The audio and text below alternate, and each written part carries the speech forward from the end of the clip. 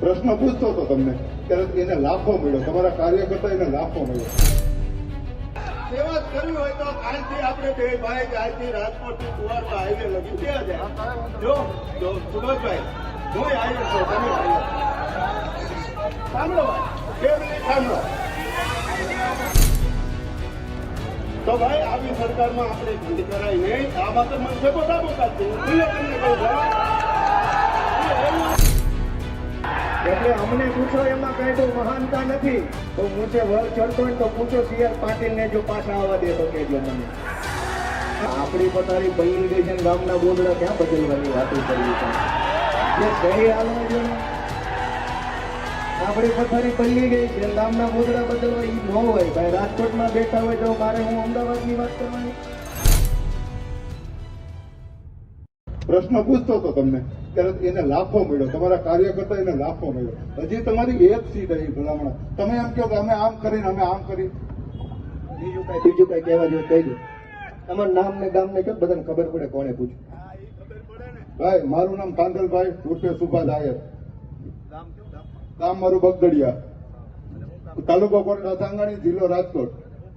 હું સેવા જ કરું, ગામની સેવા જ કરું. હું નાના માણસની સેવા જ કરું. તો કમાણીમાં શું છે? નકરી સેવા કરો, કમાણી થાય છે. ઠીક ઠીક.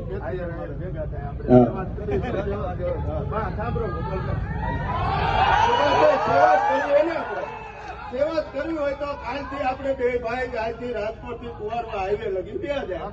જો સુભાષભાઈ, હું હાઈવે છું, તમે હાઈવે સાંભળો, બે મિનિટ સાંભળો. સુભાષભાઈ, હું કાલ તમારી સાથે, મારું ગામ કુવારવાની બાજુનું ખાતરા ગામ મારું. હું કાયમ કુવારવા જોઉં છું. ટ્રાફિક પોલીસ સરકારની નીચે છે બિચારી, પોલીસનો હું વાંક નથી દેતો.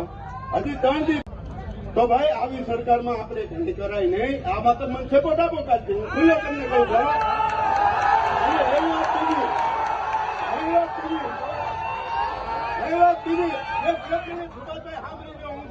હું કેશુબાપાના નજીકનો માણા હતો. કેશુબાપાનો નજીકનો માણા સાંભળી લીધો.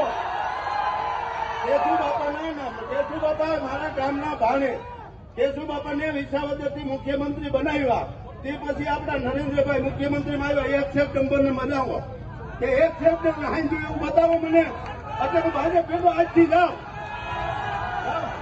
અને સુભાષભાઈ, કાંઈ વાંધો નહીં. સુભાષભાઈ સાંભળો, તમારી બધી વાત કહેવાઈ ગઈ કે કઈ બાકી રહી ગયું છે? આવી ગયું બધું? સાંભળો હવે. એક જ જવાબ છે કે અમને ત્યાં અમારા પગના ખાડા દેખાય, તમારી જેવી લાંબી આંખો અમને ભગવાને નથી આપી. આયના નથી દેખાતા, જ્ઞાના દેખાય. તમને ભગવાને 5000 કિલોમીટર લાંબી આંખો આપી છે, તમને દેખાતું હશે, અમને અહીંયા દેખાય છે. હવે એટલે હવે અમને ભગવાન એવી આંખો આપશે, તમે અમેરિકન ખાડા ગોતતી આવશો ને અહીંયા બતાવશો. ત્યાં બેઠા હવે આપણી પથારી પલ્લી ગઈ છે, ગામના ગોદડા ક્યાં બદલવાની વાતો કરવી છે. જે સહી હાલવા દો ને, આપણી પથારી પલ્લી ગઈ છે, ગામના ગોદડા બદલવા એ ન હોય ભાઈ. રાજકોટમાં બેઠા હોય તો મારે હું અમદાવાદની વાત કરવાની, પણ રાજકોટમાં બેન રાજકોટની વાત આવતી હોય. પણ હમણાં સુભાષભાઈ તો બહુ સારા માણસ છે, સજ્જન માણસ છે. પણ હમણાં ભાજપ વાળા આ ધંધો ચાલુ કર્યો. 5-5 હજાર ખિસ્સામાં નાખે ને એટલે ગમે એવી સોંટી જાય થાય. પણ અમને 5000 રૂપિયામાં આવી વાતો કરો છો, અમે 10,000 આપી. જાઓ પાટીલને પ્રશ્ન પૂછો, જે તમારા દમ હોય તો જાઓ પૂછો પાટીલને પ્રશ્ન. રાજકોટના અગ્નિકાંડના આરોપીને કઈ જેલમાં પૂર્યા છે? પૂછો પાટીલને પ્રશ્ન. 10,000 રૂપિયા હું હામાં આપું. ભાજપ વાળા 5000 ની પટ્ટી ખિસ્સા મૂકે, ગમે એવો પ્રશ્ન, અમને ક્યાં વાંધો છે? પણ આપું 10,000 રૂપિયા. પૂછો સંઘવીને પ્રશ્ન. ગંભીરા ઉપરથી બ્રિજની નીચે તૂટીને જે મરી ગયા ને કઈ સહાય આપી તમે? આખા રાજકોટની અંદર ડ્રગ્સ વેચાય છે, બેફામ યુવાનોનું જીવન બરબાદ થાય. લો હું 10,000 રૂપિયા ખિસ્સામાં નાખું. પૂછો જાઓ ભાજપ વાળાને પ્રશ્ન. ગોપાલ ઇટાલિયાને પ્રશ્ન પૂછવાથી ગુજરાતની જનતાનું ભલું થતું હોય તો હું આખો મહિનો અહીંયા બેસી જવા તૈયાર છું. બધા આવીને મને પૂછી જાઓ. પ્રશ્ન જ્યાં પૂછવાનો છે ત્યાં પૂછો મારા વાલા. એટલે અમને પૂછો એમાં કઈ બહુ મહાનતા નથી. અમને પ્રશ્ન પૂછો એમાં મહાનતા નથી. તો મૂછે વળ ચડતો હોય તો પૂછો CR પાટીલ ને જો પાછા આવવા દે તો કેજો મને. અમે તો સીધા માણસો છીએ, ભોળા માણસો છીએ. ગામડાના માણસો છીએ, નાના માણસો છીએ, સંઘર્ષ કરીને અહીંયા પહોંચ્યા. અમે ગામના ગળા કાપીને અહીંયા નથી પહોંચ્યા. અમે ભૂમાફિયાઓની જેમ જમીનો ઉપર કબજા કરીને અહીંયા નથી આવ્યા. અમે કોઈની જમીનો ઉપર પચાવી નથી લીધી. અમે ડ્રગ્સ વેચીને અહીંયા નથી આવ્યા. અમે દારૂ વેચીને અહીંયા નથી આવ્યા. અમે બાળકોના શિક્ષણ માફિયાઓ જેવું કામ કરીને અમે અહીંયા નથી આવ્યા.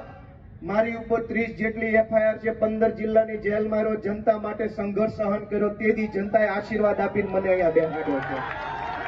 જનતાએ આશીર્વાદ આપીને મને બેહાડ્યો છે. ભાજપની સામે વિસાવદર વિધાનસભાની ચૂંટણીમાં આખા કાઠિયાવાડના ભાજપના નેતાઓ, આખા કાઠિયાવાડના ભાજપના ધારાસભ્યો, સાંસદ સભ્યો, ગુજરાતના મુખ્યમંત્રી, ગુજરાતના ગૃહમંત્રી, ગુજરાતના પ્રદેશ પ્રમુખ, ગુજરાતના કૃષિ મંત્રી, ગુજરાતના વાહન વ્યવહાર મંત્રી, ગુજરાતના પાણી પુરવઠા મંત્રી, આખા ગુજરાતના ભાજપના 400 જેટલા મોટા મોટા નેતાઓ વિસાવદરની બજારોમાં આટા મારતા હતા ને એમ કહેતા હતા ગોપાલ ઇટાલિયાને ચૂંટણી ન જીતવા દેતા. એમ છતાંય એ 400 નેતાઓનું અભિમાન તોડીને ગુજરાતના ખેડૂતોએ, વિસાવદરના ખેડૂતોએ એ ખેડૂતના દીકરાને આશીર્વાદ આપ્યો. ત્યારે હું અહીંયા આવીને ઉભો રહીને બોલી શકું એમ છું. રૂડા રૂપાળા રંગીલા રાજકોટ શહેરની અંદર કચરાના ઢગલા, પાણી આવે નહીં, ખાડાવાળા રોડ, એ બધું આપણને કેમ પોહાય છે? એક નાની એવી ગાડી આપણી જગ્યાએ પડી રહે તો આપણાથી સહન ન થાય. રોડ કેવા છે, કચરો કેવો છે, સુવિધા કેવી છે, બધું જ આપણે કેમ સહન કરી લઈએ છીએ? એ મારે તમને બધાને પ્રશ્ન પૂછવાનો. દોસ્તો, તમે એક વાતનો વિચાર કરો કે અહીં બેઠેલા બધા માણસોએ, મેં પણ જીવનમાં ભાજપને અનેક વખત મત આપેલા છે. આપણે બધાએ આપ્યા. ભાજપને મત આપવાની શરૂઆત આપણે બધાએ આજથી 20 વર્ષ પહેલા કરી હતી. લગભગ લોકોએ 20 વર્ષ પહેલાથી ભાજપનું બટન દબાવવાનું ચાલુ કર્યું. એક વાત તમારા મેમરીમાંથી બહાર કાઢો કે આજથી 20 વર્ષ પહેલા તમે જે ભાજપના નેતાને પહેલી વાર મત આપ્યો હતો, એ ભાજપના નેતા ને એના છોકરા ક્યાં પહોંચ્યા અને 20 વર્ષમાં તમે ક્યાં પહોંચ્યા, એટલું તો વિચારો. અમને અમારી માએ હવાચેર ઊંટ ખાઈને જણ્યા છે. ભાજપ આવે કે ભાજપનો બાપ આવે, ગોપાલભાઈ ઇટાલિયા બીતા નથી કોઈનાથી. ભાજપને એમ હતું કે દાબ દબાણ, દંડો, પોલીસ, જેલની બીક બતાવીને ગુજરાતને ચૂપ કરાવી દેશું. એ વાતમાં કોઈ દમ નથી. અમે ગામડાની ધરતીમાં જન્મેલા, ધૂળ ઢેફામાંથી ઉભા થયેલા, હાથે ઉગી નીકળેલા માણસો છીએ. ભાજપની સરકારમાં એ દમ નથી કે અમારો અવાજ દબાવી શકે, અમારું ગળું દબાવી શકે. 2 દિવસ, 5 દિવસ, 15 દિવસ જેલમાં રાખી શકો, ઠીક છે, પણ ભાજપની સરકારમાં એ તાકાત નથી કે અમારો અવાજ દબાવી શકે. જય જવાન, વંદે. મજા આવે છે?